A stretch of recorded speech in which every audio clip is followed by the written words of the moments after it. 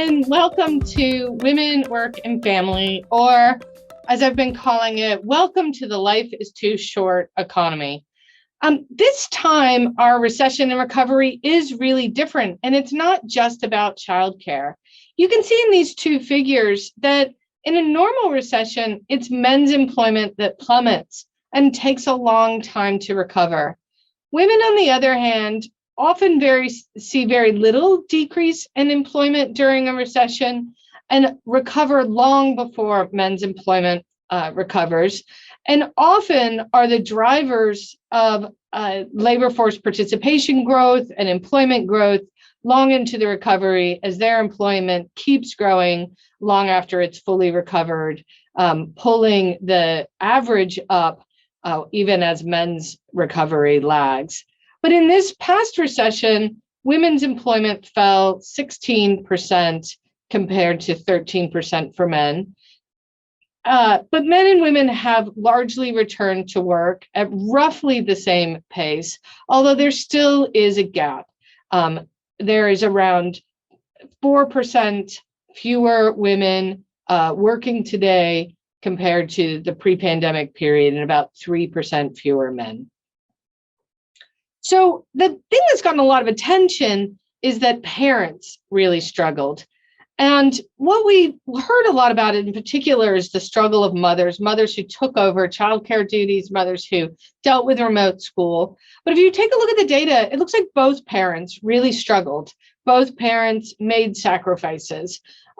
Only 40% of mothers said that they could work as usual during the pandemic, despite having kids at home, where 35% of men said they could work as usual. So what were the other nearly 2/3 of men and 60% of women doing? Well, they were changing to more flexible work. They were declining promotions in order to keep a handle on their career. They were reducing the amount of work they were doing, cutting hours, turning down projects, or they were quitting their jobs altogether. And they paused any kind of upskilling or training that they might have been doing. All of these were margins of adjustment that parents made in order to handle their increased caregiving responsibilities. If we look deeper in the data, it looks like mothers were more likely than fathers to completely quit their jobs and leave employment and leave the labor force. But there are a lot of other career sacrifices that are likely to play out for quite some time that both mothers and fathers made. Employment remains volatile in our economy. So while I've been talking in the past, it's not really over. We're not just in a recovery, we're in a recovery plus continued turmoil. So what we see is that people are still much less likely in the 2020-2021 period to be working continuously for 4 months in a row. When we take a look at that current population survey that lets us to get a glimpse at a longitudinal data set to see, well, what happened to people over a 4-month period. And what we see is in almost every industry, there's still an increased risk of a month or 2 months or 3 months or even 4 months out of the labor force and out of employment, and a big decrease in the probability of having spent all 4 of those months in continuous employment.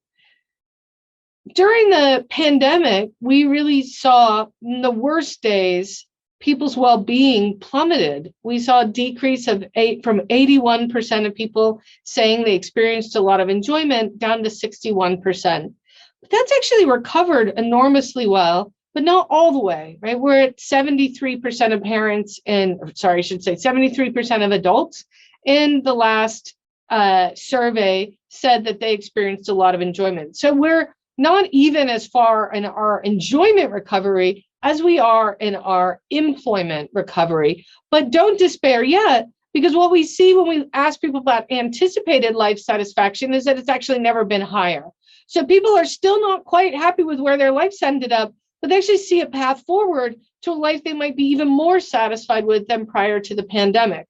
So what's going on?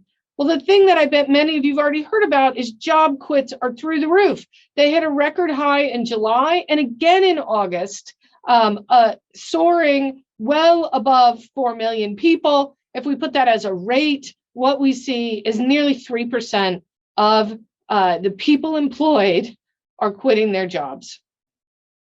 Industry transitions are up across most industries. People are quitting jobs and they're moving from one industry to another. No, not surprisingly, a lot of people are leaving leisure and hospitality and other services for other types of jobs.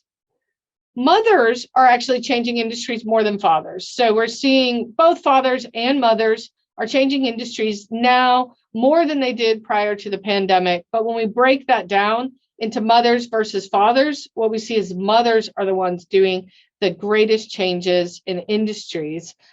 Again, showing that people are thinking about making a change in how they live their life.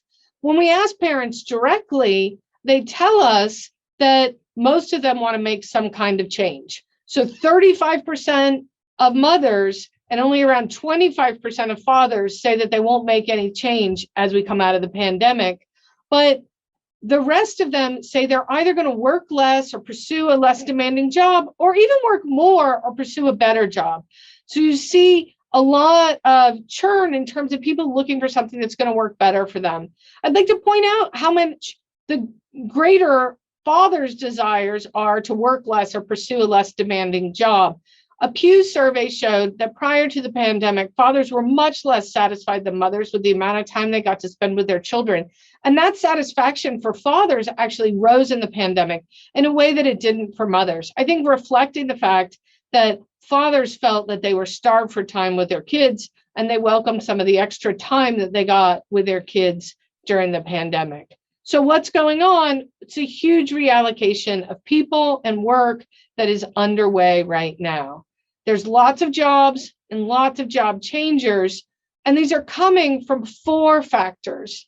There's a reduction in fear and uncertainty in the economy that the Delta variant has sort of stalled, but I think that that is going to continue to have that fear, a reduction in fear and uncertainty as we go into the fall and winter. More time to reflect on career and life that occurred during the pandemic when there were so many things we couldn't do. Changing values and priorities about work and life. People are reporting in survey after survey, not just the ones I've done, but other people have done surveys, that they want more from their job, from their lives. Retirements are up, but so are reports of people wanting to make a career change. And the 4th thing is it's a strong job market and people have lots of savings. Those savings buffer them and allow them to take risks. The fact that there's record high job openings tells them that the opportunity cost of turning down a not so good job is actually as low as it's been in a really long time, perhaps lower than it's been for most of their lives. And so we're seeing a lot of workers use that reduced opportunity cost to either leave jobs or turn down offers that don't meet the standards of what they want. What do employees want? They want lower stress, more flexibility, and ability to work from home some of the time, and better work-life balance. 55% of Americans in the labor force want to seek new employment in the next 12 months. And that's particularly true for very young workers, Generation Z and millennials. It's also very true for Black and Hispanic workers compared to white workers. The labor market slowed in August and September, but I think it's going to speed back up in October. But don't let you, that doesn't mean that we're on our way or will necessarily be at a full recovery. A full recovery in the labor market requires getting people into jobs and then keeping them there. Most of the growth in labor force participation comes from a slowdown in labor force exits rather than an increase in labor force entrance. Inflationary pressure does seem to be slowing, although that remains something that is on the top of everyone's minds. Delta has caused people to slow spending on in-person activities, and the pandemic has had disparate impacts that continue. Thank you. It was nice talking with you today.